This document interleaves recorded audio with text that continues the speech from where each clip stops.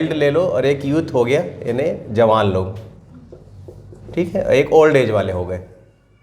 Generally ये as होता है हमारा, है ना, बचपन, जवानी और एक वृद्धावस्था। चाइल्ड एज में क्या होता है, एनर्जी लेवल कैसा रहता है, एनर्जी लेवल चाइल्डहुड में एकदम हाई रहता है ना, एकदम फुल रहता है कि नहीं, एकदम फुल, ठीक है। यूथ में कैसा रहता है, नहीं, यूथ में भी बहुत फुल रहता है, मतलब यूथ में भी मतलब एनर्जी लेवल कम नहीं होता। अपन बोल सकते हैं कि यूथ में भी बहुत एनर्जी लेवल होता है, सबसे ज़्यादा अगर कहें तो यूथ में ही होता है, ठीक है ना। ओल्ड एज में क्या होता है, एनर्जी लेवल कम होता है, ठीक है ना। दूसरा होता है मनी। मनी चाइल्ड के पास होता है क्या, नहीं होता। यूथ के पास होता है कि नहीं, होता है, सबसे ज़्यादा होता है। और किसी के पास नहीं भी होता, लेकिन अपन ये मान के चलते हैं कि यूथ के पास पैसा होता है इस एज में, ठीक है। ओल्ड एज में भी क्या होता है, पैसा होता है, अपना वो व्यवस्था करके रखता है, ठीक है। तीसरी चीज़ क्या होती है, टाइम। टाइम, चाइल्ड के पास टाइम होता है क्या, फुल होता है एकदम, समय ही समय है। बच्चों को करना क्या है, सिर्फ पढ़ना है, खेलना है, और कुछ थोड़ी करना है उनको, ठीक है ना। तो इनके पास टाइम क्या होता है, प्लस प्लस में रहता है, एकदम फुल टाइम रहता है। यूथ अक्सर क्या बोलता है, मेरे पास टाइम नहीं है बोलता है। यूथ के मुंह से हमेशा बोलो, कुछ भी बोलोगे ना, जैसे यहाँ पे जो बच्चे नहीं आ रहे हैं अभी, ठीक है, 11th-12th के बच्चे शुरू में कितने लोग आए थे, पहले बहुत लोग आए थे ना। अब उनके पास टाइम नहीं है। क्या रियल में टाइम नहीं होता उनके पास, टाइम है, निकालना नहीं चाहते। तो यूथ के पास टाइम तो होता है, पर वो उनके मुंह से हमेशा एक ही वर्ड निकलेगा कि मेरे पास टाइम नहीं है, ठीक है। ओल्ड एज के पास भी टाइम होता ही होता है, ठीक है ना, ओल्ड एज में भी फुल टाइम होता है, ठीक है ना। अब लेते हैं स्ट्रेस। स्ट्रेस चाइल्ड को होता है क्या, नहीं होता, लेकिन वो लेता है ना, नहीं होना चाहिए। चाइल्डहुड में क्या स्ट्रेस लेना है, लेकिन वो लेता है, ये स्ट्रेस में रहेगा। देखना, हम अपने मम्मी पापा से एकदम गुस्से से बात करते हैं, मम्मी पापा का कहना नहीं मानते। अगर हमको कोई चीज़ चाहिए तो हम उसको जिद करके खरीदवा लेते हैं, या अपनी जिद पे अड़े रहते हैं, तो स्ट्रेस ही तो क्रिएट हो रहा है उससे ना। यूथ को क्या रहता है, स्ट्रेस बहुत रहता है, सबसे ज़्यादा स्ट्रेस यूथ को होता है। क्यों, क्योंकि इसी उम्र में ना सबसे ज़्यादा रिस्पॉन्सिबिलिटी होती है। रिस्पॉन्सिबिलिटी अगर सबसे ज़्यादा है ना, तो यूथ को रहती है। उसको बच्चों का पालन पोषण करना है, खुद को भी देखना है, ऑफिस भी देखना है, सारी चीज़ों को जिम्मेदारी है, मतलब पूरा गृहस्थ जो व्यक्ति होता है उसको सबसे ज़्यादा टेंशन, स्ट्रेस उसी को होता है, यूथ को। और ओल्ड एज में भी स्ट्रेस होता है, लेकिन वो डिपेंड करता है कि वो उसने पूरे लाइफ में क्या कमाया, उसकी लाइफ स्टाइल कैसी थी, वो कैसा जिया, कैसा सोच का व्यक्ति है, उन सब से स्ट्रेस तय होता है, ठीक है। तो आज अपन टॉपिक जो लेंगे ना, इसी स्ट्रेस पे लेंगे। तो स्ट्रेस को मैनेज कैसे करना है, स्ट्रेस मैनेजमेंट पे, ठीक है ना।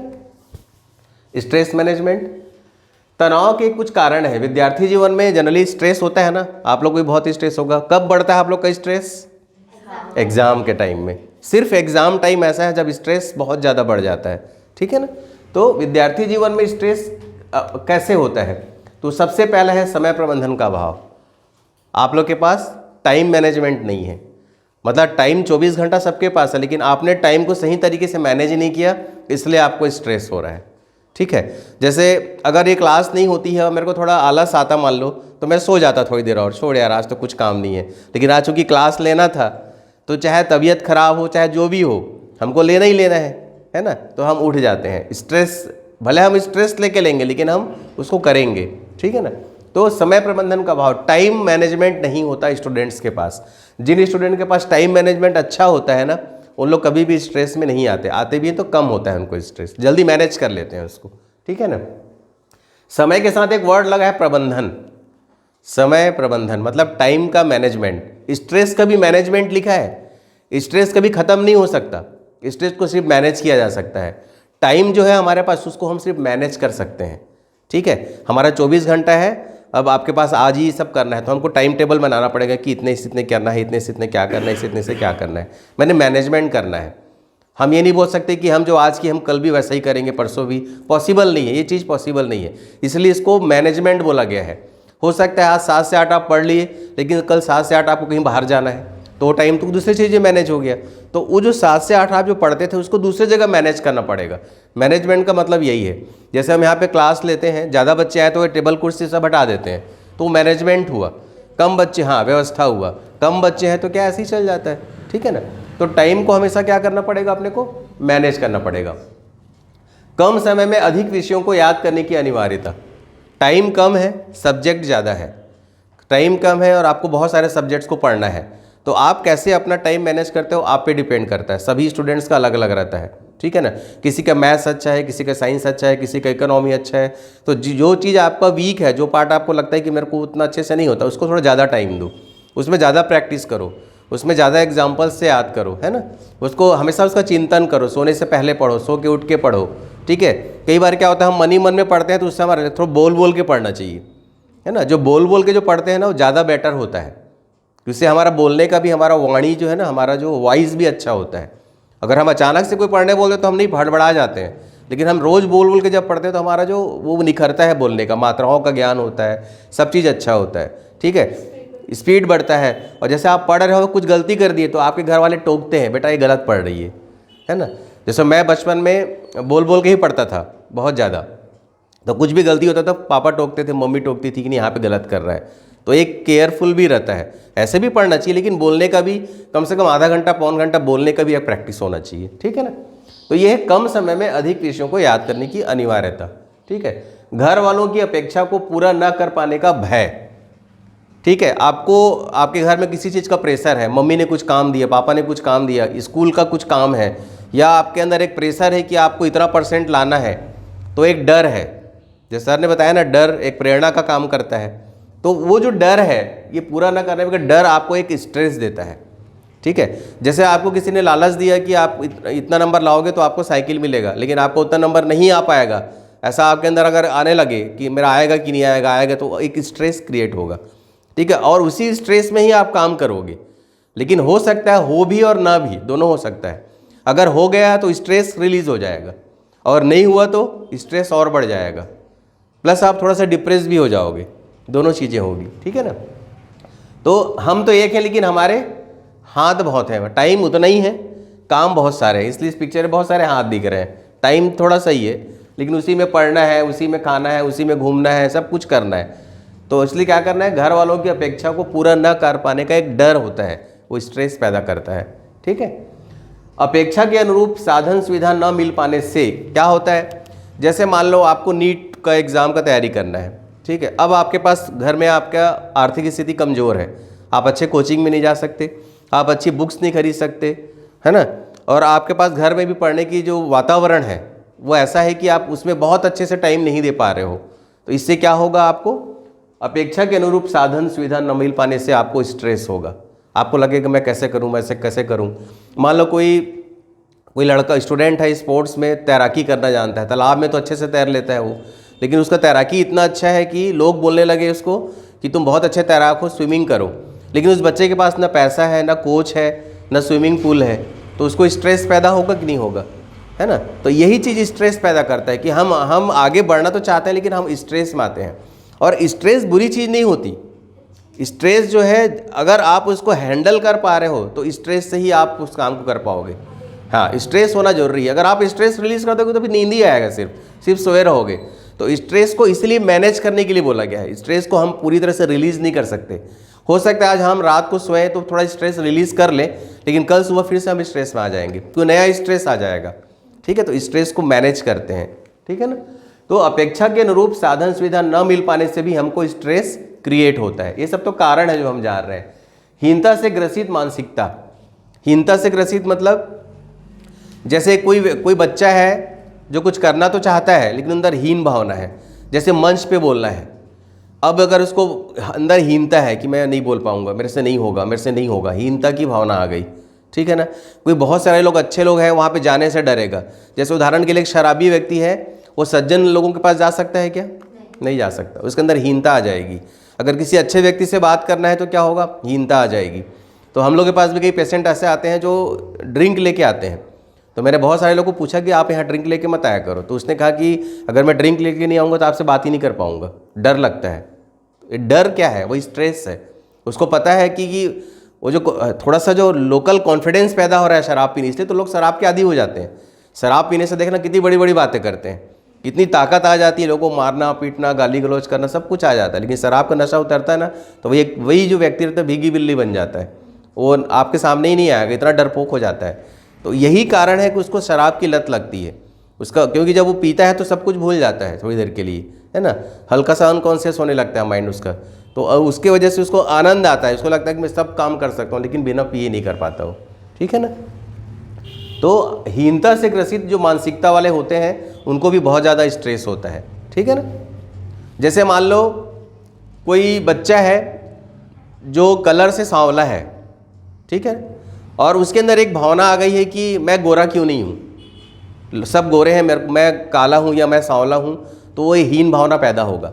देखो कलर से कुछ नहीं होता, सबसे बड़ी बात होती है आपका जो गुण होता है ना, व्यक्तित्व, तो वो आपके अंदर के, मैं बताया था ना, गुण कर्म स्वभाव, आपका कर्म, आपका गुण और आपका स्वभाव आपका व्यक्तित्व बनाता है, चेहरे से कुछ नहीं होता। आप बड़े बड़े महापुरुषों को देखना, उनका चेहरा देखना, चेहरे से कुछ नहीं होता, लोग उसकी आरती उतारते हैं, लोग उसकी पूजा करते हैं, ठीक है ना। तो कहने का मतलब क्या है, हमारे हिंदू धर्म में भी देखना, हमारे जो कृष्ण भगवान है वो कैसे हैं, सांवले हैं। माँ काली कैसी है, काली है ना। तो कलर से कुछ नहीं होता, आपके गुण कैसे हैं वो आपको सामने वाले से इंटरैक्ट करने पे मजबूर करता है, ठीक है। तो कई लोग को मैंने देखा है कि खासकर बच्चों में कलर को लेके बहुत होता है, क्योंकि मेरे पास जो पेशेंट आते हैं बच्चे, वो क्या करते हैं, दुनिया भर का क्रीम लगा के पूरा चेहरा खराब करके आते हैं, ठीक है ना। तो ये चीज़ें क्या, हीनता आ रही उनके अंदर, हीन भावना को कभी नहीं आने देना चाहिए। जैसे ही अंदर हीन भावना आने लगे तो थोड़ा सा जाके अपने बड़ों से बात कर लो, जाके पूछो कि मेरे को ऐसा लग रहा है, मैं क्या करूँ। बड़ों को गाइडेंस लो, गाइडेंस लोगे तो क्या होगा, आपकी हीनता खत्म हो जाएगी, ठीक है ना। तो हीनता से ग्रसित मानसिकता, तनाव से मुक्ति के कुछ उपाय, ये तो हो गया कारण। अपन जो पहले वो जो देखिए अभी तो क्या था, वो रीजन है कि आपको स्ट्रेस क्यों आता है। अब अपन देखेंगे उससे अपन कैसे बच सकते हैं, ठीक है। तो समय का प्रबंधन करना सीखना है आपको, क्या करना है, टाइम को बैलेंस करना है, टाइम टेबल बनाना है, और लाइफ को ना एकदम ज़्यादा सीरियसली मत लो, बहुत ज़्यादा सीरियसली मत लो, कुछ नहीं होने जाना है। जितना आप कर सकते हो सिर्फ उतना ही करो, स्ट्रेस से बिल्कुल मत आओ। अगर आप 70% मार्क्स डिसाइड करते हो, 65 आता है, कोई बड़ी बात नहीं है, उसके आधार पे कोई नौकरी नहीं मिलने वाला आपको। सबसे बड़ी चीज़ है, उससे बड़ी जो चीज़ है खुश रहना। अगर 70 से 65 भी आता है तो अगली बार के लिए टास्क लो कि अगली बार मैं 75 की कोशिश करती हूँ, है ना। स्ट्रेस में नहीं आना, स्ट्रेस में आकर के लाइफ को स्पॉइल नहीं करना है। आजकल बच्चे लोग क्या करते हैं, सुसाइड करने लगे हैं आजकल। देखिए कोटा का नाम सुने हो, है ना, डॉक्टर तो बने नहीं, उससे पहले ही जीवन खत्म हो गया। स्ट्रेस, बहुत ज़्यादा स्ट्रेस लेते हैं। रिजल्ट आता है उसके आसपास देखना पेपर में कि रिजल्ट आने से पहले फांसी पे लटक गए, रिजल्ट आने से पहले ट्रेन में कट गए। होता है कि नहीं होता है सब, क्या मतलब, उसने तो लाइफ ही खत्म कर ली। अरे भाई अगर मान लो फेल भी हो जाता तो क्या होता, क्या जीवन खत्म हो जाता क्या। जितने बड़े बड़े लोग हैं आज के डेट में बिजनेस कर रहे हैं, वो सब ना कम पढ़े लिखे लोग हैं, उनका एजुकेशन लेवल कम है, वो लोग कुछ तो कुछ कॉलेज ही नहीं गए। जितने आप हीरो हीरोइन देखते हैं ना पिक्चर में, सब 8वीं 10वीं पास रहते हैं ज़्यादातर, लेकिन पैसे की कमी है क्या उनके पास, नहीं है, नाम है। तो ऐसा कुछ नहीं सोचना है कि आपको वही चीज़ है और वही मिलेगा तभी ऐसा होगा, ऐसा कुछ नहीं है। बहुत सारे रास्ते हैं जहाँ पे जीवन बहुत खुशियों से भर सकता है। तो सबसे बड़ी जो चीज़ है, आपको हैप्पी रहना है, खुश रहना, ठीक है ना। तो समय का प्रबंधन करना है, बैलेंस करना है। ऐसा नहीं कि मेरी फ्रेंड जो है वो ऐसा मैनेज करती है तो मैं भी वैसा ही करूँ, कॉपी नहीं करना है ना, कॉपी पेस्ट नहीं करना कभी भी। वो फ्रेंड है, उसका घर का माहौल अलग है, उसका परिस्थितियाँ अलग है, आपके घर की परिस्थितियाँ अलग है, आपका इकोनॉमिक लेवल अलग है, आपके घर की परिस्थितियाँ अलग है। तो आप अपने घर के हिसाब से बनाओ, उसको अपने घर के हिसाब से बनाने दो, ठीक है ना। उससे देख के खुश रहो, अपने को जलना और कूड़ना भी नहीं कभी भी, वो ऐसी है तो मैं क्यों नहीं, ये बिल्कुल नहीं होना चाहिए। अगर ये चीज़ आ रही है मतलब आपकी पर्सनालिटी धीरे धीरे ना, जैसे घून लग जाता है ना लकड़ी में, जैसे इसमें घून लगेगा तो अंदर से बाहर से नहीं दिखेगा, लेकिन एक समय ऐसा आएगा जब वो पूरी तरह से डैमेज हो जाएगा। तो पर्सनालिटी को घून लगाने का काम क्या करता है, गुस्सा करना, कूड़ना और जलना, ये 3 चीज़ है जो आपकी पर्सनालिटी को अंदर ही अंदर खोखला कर देती है, ठीक है। तो हमेशा हैप्पी तभी रहोगे जब आप किसी से जलोगे नहीं, किसी से गुस्सा नहीं रहोगे और किसी से कूड़ोगे नहीं, है ना। अंदर ही अंदर कूड़ते रहते हैं ना कई बार, वो नहीं होना चाहिए, तभी आप हमेशा खुश रह पाओगे, ठीक है। दूसरा क्या है, दिनचर्या को व्यवस्थित रखें, आलस्य प्रमाद से दूर रहें, ठीक है। डू फर्स्ट, ठीक है ना। फिर उसके बाद क्या है, हमेशा कुछ भी काम करो तो आप है ना एक प्रायोरिटी लिस्ट बनाओ। मैंने बताया था ना एक बार क्लास में, प्रायोरिटी लिस्ट, जो काम जरूरी है उसको पहले करो, जो काम जरूरी नहीं है, जैसे किसी का टाइम लिमिट वाला काम है, जैसे आज बिजली बिल पटाने का लास्ट डेट है तो उसको कल पे मत छोड़ो, आज ही पटा दो। अगर किसी चीज़ काम का टाइम लिमिट है उसको पहले करो, जिसका टाइम लिमिट नहीं है उसको थोड़ा सा आगे टाल सकते हैं, है ना। तो ये प्रबंधन करना, मैनेज करने का काम है। प्रायोरिटी मैट्रिक्स होता है ना। Do first, action do next, action do later, no action don't do, ये सब एक प्रायोरिटी लिस्ट है, इसको मैं बाद में लूँगा, ये अपने आप में पूरा कंप्लीट टॉपिक है, ठीक है ना। आलस्य प्रमाद से दूर रहें। यहाँ जो बच्चे नहीं आते हैं ना, वो सिर्फ आलस्य प्रमाद में डूबे हुए हैं। ऐसा नहीं कि वो भी पढ़ रहे होंगे, या ऐसा नहीं कि बहुत महापुरुष बन जाएंगे, ठीक है ना, लेकिन उन्होंने आलस्य किया, प्रमाद किया, छोड़ना क्या करना है ना। तो ये चीज़ें नहीं होना चाहिए, ठीक है। सत्र के आरंभ में ही नियमित अध्ययन करने की आदत डालें। जैसे ही आपका स्कूल स्टार्ट होता है, जो क्लास टॉपिक वाइज जो होता है उसको उसी टॉपिक वाइज उसी डे उसी के साथ साथ पढ़ना शुरू करो। ये नहीं कि क्लास में पढ़ लिए और घर में आके बैठ गए। तो जो बच्चे ज़्यादा स्ट्रेस में आते हैं वही लोग होते हैं जो बिल्कुल पढ़ते नहीं है, लास्ट में रात रात जाग के पढ़ते हैं, है ना, नाइट पर जागते हैं, फिर होता नहीं है, फिर किसको पढ़ूँ किसको नहीं पढ़ूँ, फिर इंपॉर्टेंट क्वेश्चन कौन सा है। तो ये सारी चीज़ों में वही बच्चे पढ़ते हैं जो साल भर नहीं पढ़ते। तो जैसे ही आपका कॉलेज स्टार्ट होता है तो उसको कंटिन्यूटी करने, अध्ययन करने की आदत डालना है। जैसे अपन रोज़ खेलते हैं, खाते हैं, नहाते हैं, सोते हैं, वैसी जो पढ़ाई है उसको भी हैबिट में डालना है, आदत में डालना पड़ेगा कि मेरे को 1 घंटा तो रोज़ पढ़ना है। जैसे आदत डाल लोगे ना तो आप बड़े से बड़े एग्ज़ाम को भी पास कर लोगे, और आदत नहीं डालोगे तो छोटे से छोटा एग्ज़ाम पास करना भी डिफ़िकल्टी होगी, ठीक है ना। तो आज के कार्य को आज ही पूरा करें, कोशिश करें कि आज का काम कल पे नहीं टलना चाहिए। अगर रोज़ का रोज़ अगर काम हो जाए तो कोई स्ट्रेस नहीं रहेगा, आपको स्ट्रेस क्रिएट ही नहीं होगा। लेकिन आज का कल, कल का फिर परसों का नरसों, तो एक बंडल बनता जाएगा, पेंडिंग होता जाएगा काम, और इतना पेंडिंग हो जाएगा कि लास्ट में आपको लगेगा छोड़ो हटाओ इस सब चीज़ को, है ना, वो प्रोजेक्ट ही खत्म हो जाएगा आपका, ठीक है। तो ये करना है। और रेगुलरिटी होनी चाहिए, डिसिप्लिन के साथ रेगुलरिटी, किसी चीज़ को रेगुलर करना है। ये नहीं कि आज तो पढ़ लिए, 2 दिन पढ़ लिए, मोटिवेट होकर फिर तीसरे दिन छोड़ दिए, नहीं, रेगुलरिटी डालना है, रोज रोज रोज रोज करना है उसको, ठीक है ना। आप किसी की अपेक्षा को ध्यान में रखकर पढ़ाई ना करें, बल्कि किसी की अपेक्षा को रखकर ध्यान में नहीं, पढ़ाई नहीं करना है कि मेरे को पापी या आपको खुशी मिल रही कि नहीं इस पढ़ाई से। अगर आपको खुशी मिल रही तब तो ठीक है, और आपको अगर खुशी नहीं मिल रही है तो कोई मतलब का नहीं है, ठीक है ना। अंतः प्रेरणा, तो आप किसी की अपेक्षा को ध्यान में रखकर पढ़ाई न करें, बल्कि स्वयं की क्षमता को अधिकतम विकसित कर स्वयं के प्रति विश्वास के भाव से अध्ययन करें। अपने आप को डेवलप करने के लिए, अपने आप को उभारने के लिए कोशिश करो कि आप जो पढ़ रहे हो, क्यों पढ़ रहे हो उसको समझो। मैंने क्लास और लिया था, how to focus on study में बताया था मैंने कि आप पढ़ें तो क्यों पढ़ें, आपके पास एक कारण होना चाहिए, है ना, कि आपको डॉक्टर बनना है, इंजीनियर बनना है, अपने पैरों में खड़ा होना है, बड़ी गाड़ी खरीदना है, क्या करना है। तो जो चीज़ आप करना चाहते हो उसके लिए पढ़ो। किसी को खुश करने के लिए पढ़ोगे तो कुछ ही दिन पढ़ोगे, कोई काम का नहीं होता वो, ठीक है ना, ठीक है। सत्र के आरंभ में ही नियमित अध्ययन करने की, अच्छा ये हो गया ना, फिर वही हो गया। मन में कभी भी भय ना आने दें, मन में भय ना आने दें। मन में मतलब अगर मन में आपका मन अगर डरने लगोगे किसी चीज़ से, आपका एनर्जी लेवल तुरंत गिर जाता है, ठीक है ना। तो डरने का मतलब, फियर का मतलब होता है कि अपने एनर्जी लेवल को गिरा लेना, पहला। दूसरा, आपके जो सोचने विचारने की शक्ति है वो आधी हो जाती है ना। जैसे मान लो आपके सामने शेर आ गया, ज़्यादातर शेर किसी के शिकार क्यों करता है, क्योंकि वो डर जाता है सामने वाला। लेकिन उसी शेर को एक रिंग मास्टर नचाता रहता है सर्कस में, शेर तो वही है, कैसे नचाता है उसको, शेर को फियर में डाल देता है वो, है ना, चाबुक दिखा दिखा के, हाँ, कमज़ोर कर देता है, उसका मन को इतना कमज़ोर कर देता है, इतना डरा देता है कि वो शेर उसको सामने करतब दिखाने लग जाता है। तो वैसे ही हम लोग हैं, अगर हम किसी से डर जाएंगे तो हमारा एनर्जी लेवल गिर जाएगा। जो बड़े बड़े अधिकारी होते हैं, IAS IPS, ये जो और जो बड़े बड़े अधिकारी जो करने वाले, उनको क्या डर नहीं रहता। वो डर, जब कोई चीज़, कोई ऐसी स्थिति आती है तो क्या करते हैं, प्लान करना सीखते हैं, इससे निकलना कैसे है। जैसे कहीं पे दंगा हो गया, कोई IPS ऑफिसर है, वो डर के थोड़ी घर में बैठा रहेगा, है ना, वो प्लान करता है, उसको इस लेवल पे स्किल्ड किया जाता है, वो या स्किल्ड होते हैं वो, कि उस डर से बाकी सब डर जाएंगे लेकिन वो नहीं डरेगा, वो बाकी आगे जाएगा, सामना करेगा, है ना।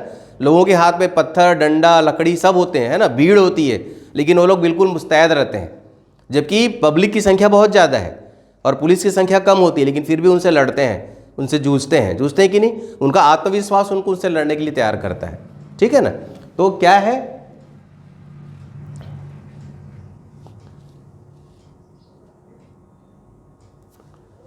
मन में कभी भी भय ना आने दें, अपने पर भरोसा करें और प्रसन्न मन से अध्ययन करें।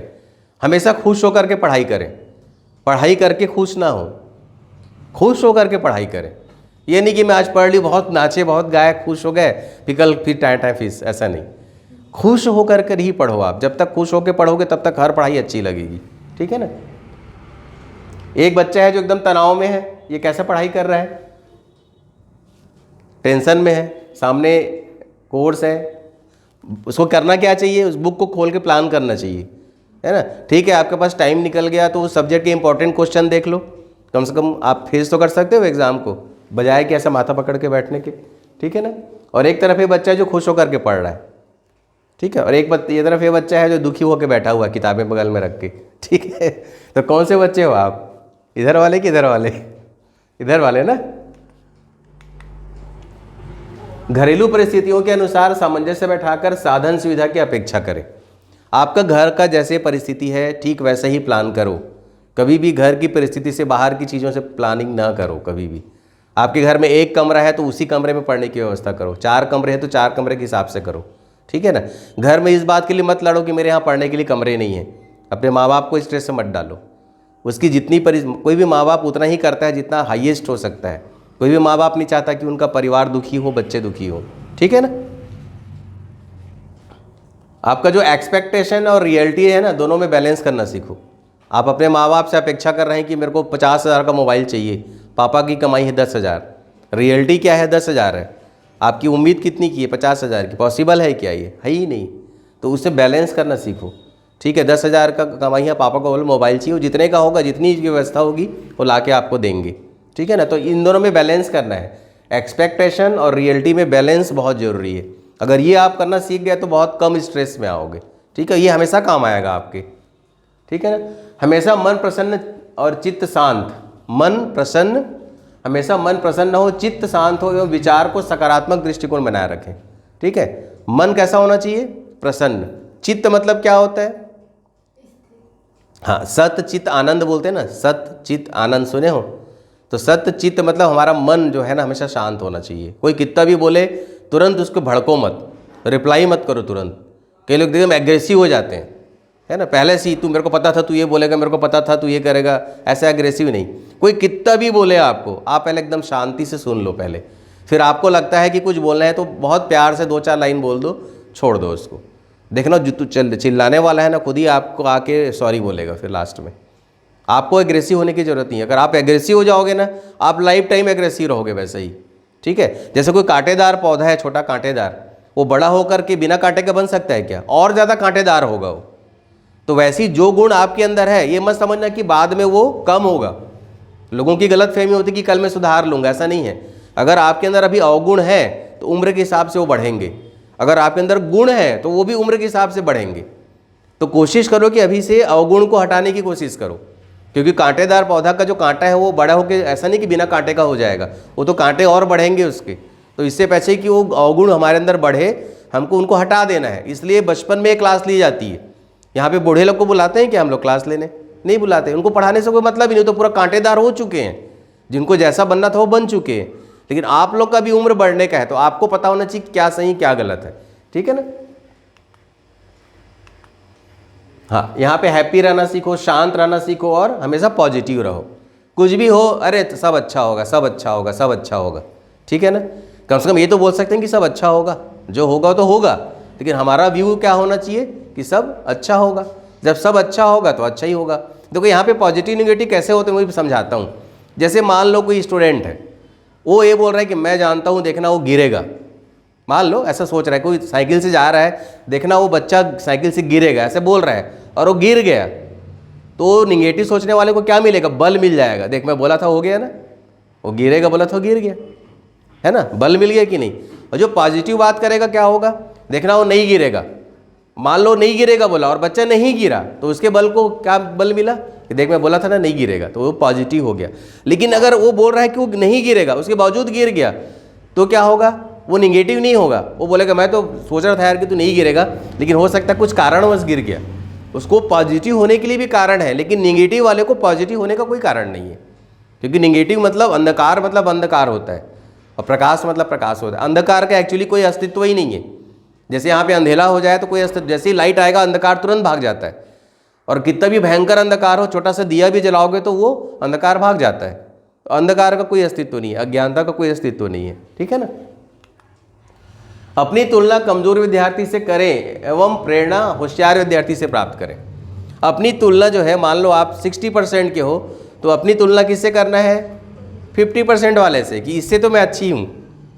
और प्रेरणा किससे लेना है? कि मेरे को इसके जैसे बनना है। 80% वाले जैसे 80% लाना है तो वहाँ से प्रेरणा लेना है। और अपना कंपैरिजन किससे करना है? अपने से नीचे वाले से, कि इससे तो अच्छा हूँ मैं, है ना। हम लोग बोलते हैं ना, यार मेरी तबीयत खराब है, मेरी तबीयत खराब है।